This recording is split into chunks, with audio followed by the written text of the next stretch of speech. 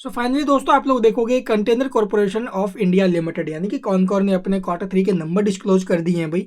तो कैसे रहे हैं रिजल्ट्स और साथ में क्या कुछ अनाउंस हुआ है, चलिए देखते हैं। अनाउंसमेंट की मैं बात करूं तो कंपनी ने 85% यानी कि 4 रुपये 25 पैसे पर इक्विटी शेयर से डिविडेंड का ऐलान किया है। इसकी रिकॉर्डेड कंपनी ने फिक्स की है भाई 6 फरवरी। ठीक है। और ये जो क्या बोलते हैं भाई, पे कर देगी कंपनी कब, 18 तारीख के बाद 30 दिन के अंदर अंदर कंपनी ये पे कर देगी। तो चलिए अब इसके रिजल्ट्स देखते हैं। तो कंसोलिडेट और स्टैंड लोन दोनों दिए गए हैं।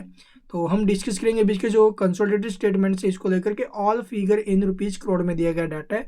अगर बात करें टोटल इनकम की या फिर टोटल रिवेन्यू की, तो करंट क्वार्टर में जो टोटल इनकम है वो लगभग 2303 करोड़ का है भाई। जो प्रीवियस में क्या था अभी लगभग 2416 करोड़ का, और प्रीवियस ईयर के सेम क्वार्टर में 2302।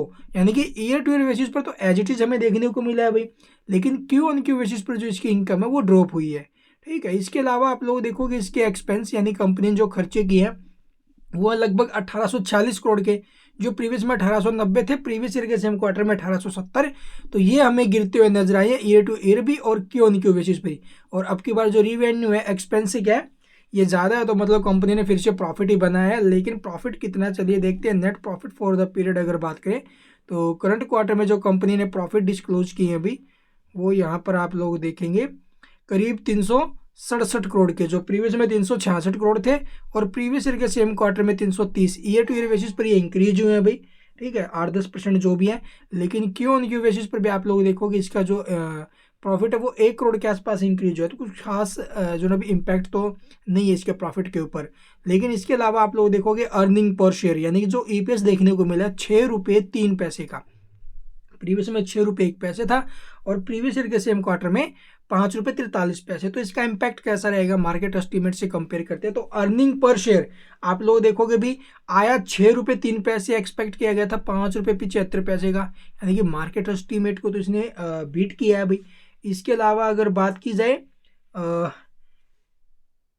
इसका जो इनकम है, ठीक है, वो हमें कैसा देखने को मिल रहा है भाई। इनकम की बात करें तो इनकम फ्रॉम ऑपरेशंस देखी जाती है इसके अंदर। तो इनकम फ्रॉम ऑपरेशंस अभी 2208 करोड़ की, और एक्सपेक्ट किया जा रहा था अभी इससे करीब 2330 करोड़। ठीक है, 2330 करोड़। तो 2330 करोड़ तो इसकी टोटल इनकम भी नहीं आई भी, अदर इनकम वगैरह इंक्लूड होकर के। तो इनकम इसकी जो एस्टिमेट है उससे डाउन गई है भाई। तो इसका इम्पैक्ट देखते भी कैसा रहेगा। और बाकी तो रिजल्ट ठीक ही है, इसकी इनकम टूटते हुए नजर आई है, ईपीएस ठीक है भाई। और बाकी इसके अंदर क्या कुछ अनाउंस हुआ है अभी वो नीचे में आपको ये डाटा देखने को मिल रहा है ना, इन्हें एक बार देख लेना ड्यूरिंग द क्वार्टर और क्या कुछ अपडेट्स रही हैं। ठीक है।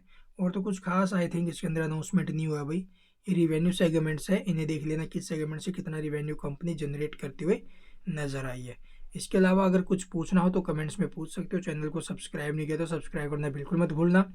50-50 चांस बने हुए हैं भाई स्टॉक के ऊपर तेजी के और गिरावट के। देखते कल क्या होगा। Thank you for watching the video.